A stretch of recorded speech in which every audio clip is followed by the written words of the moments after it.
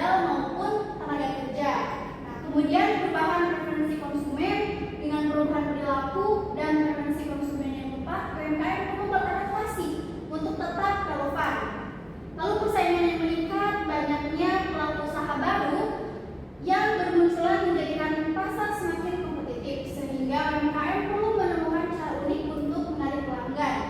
Juga kurangnya pengetahuan digital, banyak UMKM yang belum memanfaatkan teknologi digital dalam strategi pemasaran ini mengakibatkan keterbatasan dalam menjangkau pasar yang luas. Lalu di sini desain thinking adalah sebuah proses berulang